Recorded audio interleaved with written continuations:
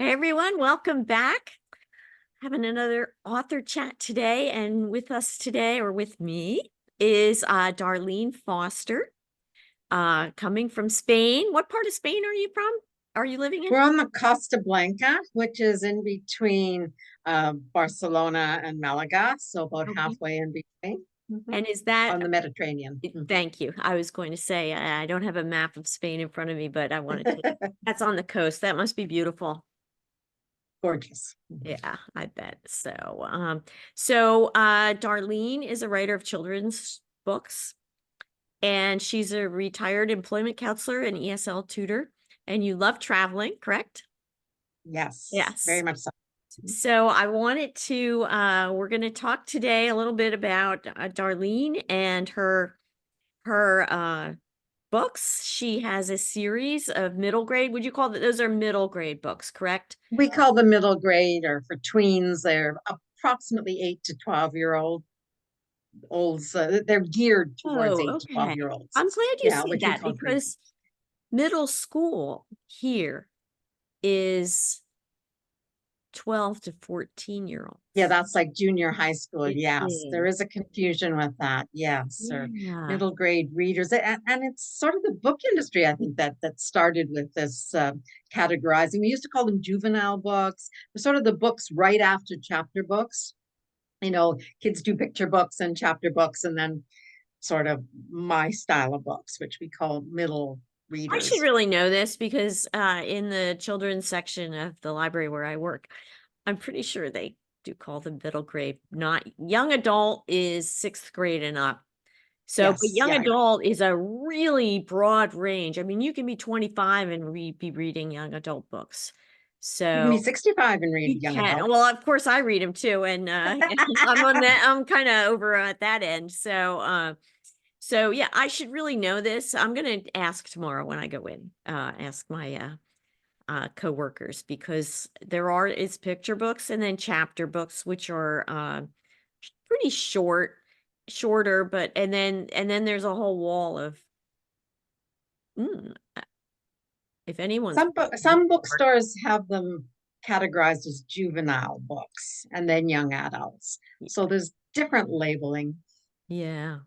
That reminds me, this is totally random, but I am so used to working in a library and how things are organized there, especially in the adult reference section. When I go into a bookstore, I don't even know where to look. I have no idea. It seems so foreign to me, the way books are organized. And not all bookstores are the same. Yeah. They organize them differently. Definitely. I just go and ask. Yeah. Mhm. Yeah, I mean, you do have to ask. I was looking for, like I forget which book it was. It was like a new fiction book, and I was gonna get it as a gift for someone, and I went up, I found somebody like, "Where is this?" They're like, "Well, it should be on the display downstairs of did you look on there of newer books?" I was like, "Oh, okay." So they know and but we don't. So, or at least I don't. So anyway, I'm babbling a little bit, but so tell me, so the name of your series of children's books is the Amanda Travels series, is that right? Right. Okay, so Mhm. tell me about Amanda, the character. Well, Amanda's a little girl from Canada because I am Canadian. She's from Calgary, Alberta, a place that I lived in for Oh, 6 years. okay. And I'm from Alberta originally as well. And she went on a trip. Well, when she turned 12, she blew out all the candles on her birthday cake. But before she did that, she made a wish. And she wished for travel and adventure because she thought that her life was boring. But she did the same thing all the time. Her parents were accountants. They didn't go anywhere, really do anything too exciting. And she's an only child. She likes reading books and she likes cooking and she has, these hobbies and stuff. She's a pretty responsible little girl, but she's a little bit bored with her life, and because she reads all these books, and she made this wish for travel and adventure. And the next day in the mail came, as a birthday present, tickets to visit her aunt and uncle who were living in the United Arab Emirates for a couple of years and working. Oh. And So she was so excited, and she got on the airplane and flew halfway around the world and visited her aunt and uncle. And of course, she has an adventure while she's there. And she has such a good time. She meets an English girl named Leah, whose parents are living there as well. Her dad is an engineer, and he travels all over the world for his job. And so Leah and her become really good friends through these 2 weeks that she's there, and they decide they'd like to do some more traveling together. So Leah's parents have a timeshare in Spain, so she invites Amanda to come and visit her there. Amanda invites Leah to come and visit her in Alberta. They have an adventure there. Leah's home is in England, so she goes and visits Leah there. So between the two of them, they have these adventures. They're kind of like Nancy Drew in a way. I mean, the girls are a little bit younger than Nancy Drew was, but and they stay 12 the whole time. There's 9 books in this series. The 10th one's about to come out. And they stay 12 the whole time because I don't want to write young adult books, okay? Because that's a Right. whole different genre. That's a whole different Mhm. mindset. No reason Um, to, yeah. yeah, so yeah, she's just gonna say 12, and she's just gonna travel to all these different places and have fun. And she learns about the culture and the people and the food and some of the words in every place she goes to. She learns a few of the words. And So I consider the books to be entertaining and a little bit educational as well. Because Are as they children are mysteries? reading them, they're learning about another culture and a different way of life, different kind of foods that you can eat, and a different way of saying things. Are they So mysteries, that's Darlene? pardon. Are they mysteries? So most of them, there's usually a Yes. mystery to solve. Yeah, there's Mhm. usually a mystery to solve. There's a perfume flask that Amanda purchases at a tiny little shop, like an Aladdin's cave kind of a shop in near Dubai, and it carries a mystery with it. Um, in the Spain book, Amanda in Spain, the girl in the painting. There's a little girl that looks very much like a girl in a painting she saw in one of the museums, and her pony's gone missing, and she's trying to find her beloved pony. So there's always a little bit of a mystery in every book. Yeah. Mhm. Now, when For the you, girls to solve. you've traveled all over the world or, I've traveled a lot. I haven't traveled all over the world. There's still lots of places I haven't been to, Mhm. but I've done a lot of traveling, and all my books are based on my travels. I So Amanda doesn't go anywhere that I haven't already been. Mhm. And do you go back to when you have your idea? So, the next one, where is the newest one? Where is that The taking one that's about to be published is Amanda in Scotland, in Scotland? and it And takes have you gone place on the back? Isle of Arran. And I have been back there a couple of times, but for the most part, I don't usually go back. I Mhm, usually write the story a few years after I've been there. mhm. And but I rely on my pictures, and I journal when I'm away. I That do was what do I a was travel journal, and I write some travel articles, Mhm. and so I base it on some of that. But then I still have to come up with a mystery and Yes. some of the action and stuff. Yeah. Mhm. So is Amanda she's adventuresome, right? Is Very much so. Mhm. she brave and, does she have what are some of her personality things Well, she out is of like she is brave, but she's braver than she gave herself credit for. She's quite Okay, naive, though, okay, because she alright. hadn't traveled much. Mhm, Leah's a little bit more the voice of reason in the book mhm, because she has traveled with her parents on because her dad travels on business and stuff. So she has lived in many different places, whereas Amanda hasn't. And she's got sort of this quite naive look about things. She trusts just about everybody, and she gets herself into trouble because of that. But mhm, that's what happens. But she learns, obviously, in every book, she learns something about herself, and she does learn that she is brave and much braver than she thought she was. Yes. mhm. Well, that's really neat. So, can you tell us what happens in Scotland, or do you wanna just leave that? Is there a Well, it's Amanda in Scotland, the Standing Stones, and yeah, so Amanda's loving it in Scotland. She's actually visiting Leah's aunt, who has a place on this island right off the coast of Scotland, and there's a mystery lady that keeps showing up. And the first couple of times, she wasn't quite sure if she was real or not. She seemed like she was coming out of the past. They were at a castle and she shows up and then she disappears. And so, but Amanda doesn't really believe in ghosts. So that comes up in a couple of her books. But yet it just seems so strange about this lady. There's some environmental issues in the Scotland book. Mhm. Mhm. And but the mystery of this person that keeps showing up, and then there's some legends that she hears, and she thinks, these are just stories, or are they real?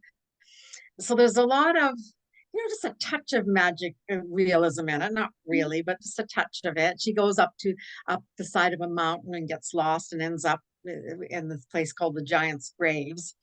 And yeah, it's quite a fun book actually. And I love Standing Stones because of course I've read all the Outlander books. So Oh, I okay. have I have Amanda go up to the stones, the really big standing stones that Mhm. she visits, and she puts her hand on the stones. And now, of course, Outlander books are not for kids to read. So she hasn't read the books, but her mother reads them and her mother talks about them. So she says, Okay. my mom talks about these books where a lady touches the stones and she goes back in time. And wouldn't that be cool to Oh, do that? So she puts her hands on the stones and she closes her eyes and she opens them and goes, oh, darn, I'm still here in the 21st. oh, wow. So there's So a Amanda, little bit of an illusion to Outlander. yeah. So how much are Amanda's mom and dad in the stories? Are they just on in the background while she's Yeah, the Mhm. adults in all of the books are in the background, of course, Mhm. because it's I the like that. children. It's all about kids and stuff. But there are adults always there.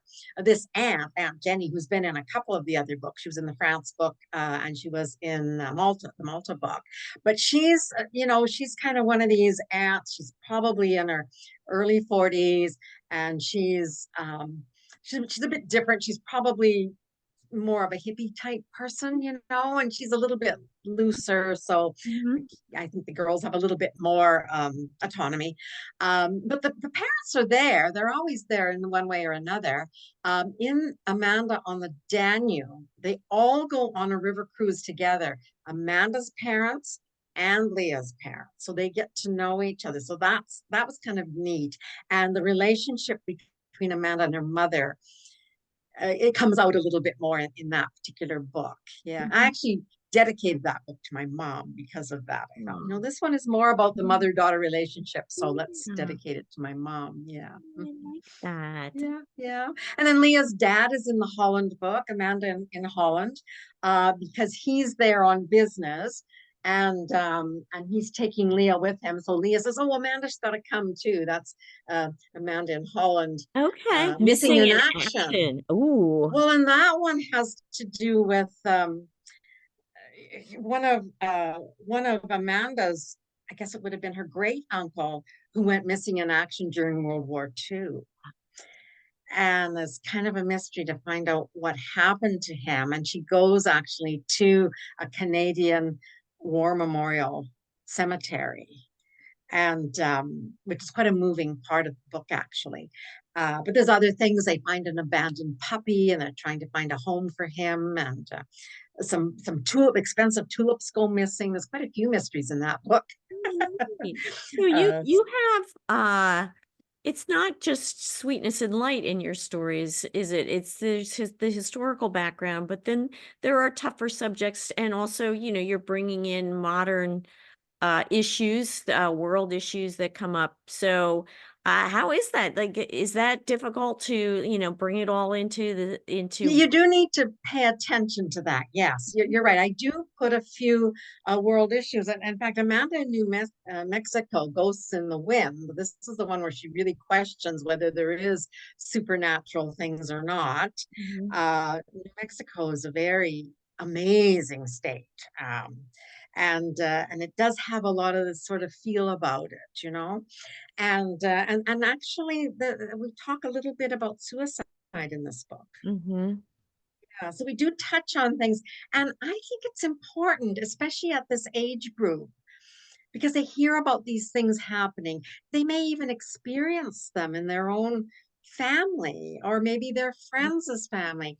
And I think it's important to Helps. put a little bit of that stuff, not overdo it, but put some Right. of it in these books, because this is the age where they start to question things, right? And they start asking questions, and you can't sugarcoat things for kids, especially not nowadays. No, And you cannot. yeah, you can't sugarcoat it. You do have to. I think Lawrence Hill, and he writes adult books. I think he wrote the Book of Negroes, an excellent book. And but he's written a child's book recently, and someone was interviewing him, and he said, "Oh no, you need to touch on some of the darker sides of life Mhm. when you're. I mean, Grimm's fairy tales. Oh, That yeah. wasn't all I mean, you sweet know and what? We were yeah, raised with stories like that, and, exactly.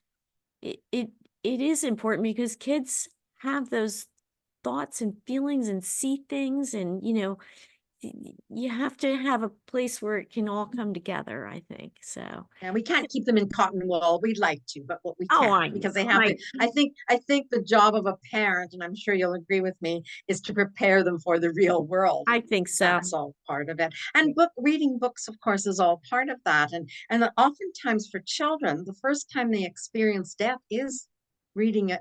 You're reading about it in a book, Mm. which can prepare them for the inevitable. The first time I experienced death was when Bambi's mom got shot. I cried when I read The Yearling. I Oh, weep. the yearling. I was going to mention the yearling. I cried. I still cry when I think about it. I need to read that again. I have it on my I bookshelf. think I do too. It's been a while.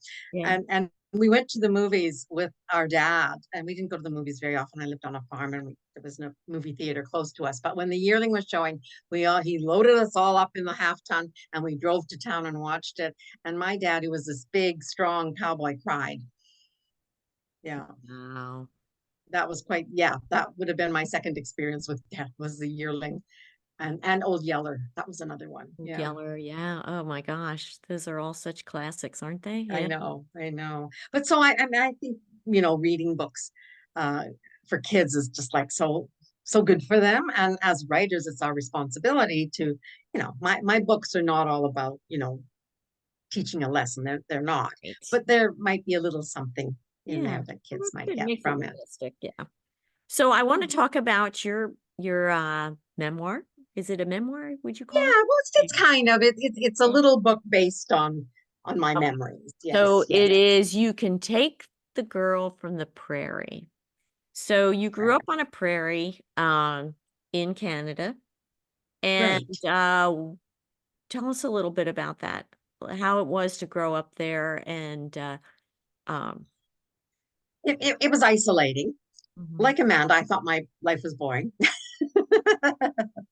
um, but it was a really really good upbringing, and certainly as an adult, I became to appreciate it. But as a child, yes, I would have loved to be living in the big city with the bright lights. mhm. But it was very wholesome. It taught us so much. It taught us about hard work, um, honesty, making a promise and sticking to it. Mom baked her own bread. She had her own garden. Um, you know, Dad worked really, really hard. We would pack up a lunch for him and take it out to the field while he was planting the seeds or harvesting and all the other things he did in between. And because he didn't want to take time off to come in for lunch. So we'd take it out for him. So, I mean, being raised in that environment, it didn't matter what I did, nothing seemed that difficult. I remember one of my bosses, and this was later on in life, when I was definitely the oldest person in the office. It was an industry with a lot of young people working in it. And my boss took me aside one time and she said, I want to eat what you're eating. She said, because you're older than anybody else here and you work twice as hard as anybody and you're never tired. That's I said, it's just how I was raised. You yeah. just you just worked hard and yeah, so I'm very thankful that I had that upbringing. And this was in the 50s and 60s. Oh, And we didn't have electricity until I was 10. oh my god. We didn't have running water. No, we didn't have running water until I was a teenager, definitely. Oh, So, it was really cold in the winter and really hot in the summer. This was in the prairies of Alberta. So it was quite a basic upbringing, you know. Yeah. Yeah, Wow. but it was good. I'm glad of Unusual. it now. Yeah, Mhm. I would be too. Yeah, I mean, that's really fascinating, honestly. Did your father, what kinds of crops did he grow? And did He he have he he did cattle too? both. He was what we called a mixed farmer. So it was a farm slash ranch. So he did grow grain, barley, wheat, flax, and there might have been a couple oats. Yeah. So and he mixed it up, and but he also raised cattle. So he had a herd of cattle. He had milk cows. They had chickens. Mom was in charge of the chickens and the milk cows. That was part of her, Mhm. contribution to the farm and the business, I guess. So he did a little bit of everything, and his theory was if he couldn't sell his grain or the price of grain had dropped, at least he had his cows to rely on. And if there was a problem with the beef industry and he couldn't get the price he needed for the beef or for the cows, at least he had his grain, So, and sometimes, the grain, it didn't rain and drought. We had drought sometimes for 2 or 3 years, and there'd be no produce. One time he had a gorgeous crop. He was looking so forward to harvesting it, and it got all wiped out by hail. That's Yeah, so it was a tough life. Yeah, wow. You have to be very resilient. you really, really do. And I remember my dad. I totally admired my dad, and I've written about 2 or 3 stories about him in this book because I just totally admired him. And I remember I was changing jobs, and I was worried about it, whether I should or I shouldn't, because it was a job that was based on commission. Now I knew it was a recruiter, and I knew I could do the job, and I knew I could probably make some money, but I was giving up a job where I got a regular paycheck. And my dad said, "Oh, I don't know, dear. That might be too risky. Maybe you better stay with the job you've got." And Right. I said, "That's funny coming from you, a man who relied on the weather for his income." Listen, you And have a he laughed. He very said, "You're right. Take the job." yeah, that is a really great perspective. I Yes. mean, it really is. So, wow, that's awesome. I like that story a lot. So, wow. So what's up next for you? What are you after Amanda in Scotland, are you working on an idea for another Amanda book? I actually have two more ideas, and I've started Amanda in Ireland. Mhm. So, being as we're already in that part of the world, I Yes. thought, well, we'll do an Irish one as well. And I've got some ideas. I was in Ireland last June, and I mean, now whenever I travel, I'm not on vacation. I'm taking notes, I'm taking Of pictures, and course. I'm Yeah. collecting. You know, um, I was in Ireland on my own, but when I'm traveling with my husband, oftentimes I'll be doing something. I'll say, "Stop, stop. We have to take a picture here because I'm pretty sure Amanda would like it here. Or I'm pretty sure Amanda could have an adventure here. Though that's a really neat scene. I could put that in a book." And so when we go on vacation, my husband said, "It's not just me and him, it's me, him, and Amanda." Mhm. Wow, that's neat. So 2 more ideas, and how long does So it take? Ireland would be the next one, and Mhm. I've already started it. And I started it on the plane coming back from Thailand, where my Mm. brother lives, and I had just been to Thailand in January and had an incredible, incredible experience. Mhm. And so, of course, I've got tons of ideas of what she could do in Thailand. So there's two more at Great. least. Oh, I love it. Yeah. So, Darlene, this has been really fun. I, um, Yes. I really have enjoyed talking with you and learning more about your Amanda books and your experience on the prairie. And if you are new and meeting Darlene here for the first time, you can check the description in the video, and I will have all her links in there and information about how to get in touch with Darlene.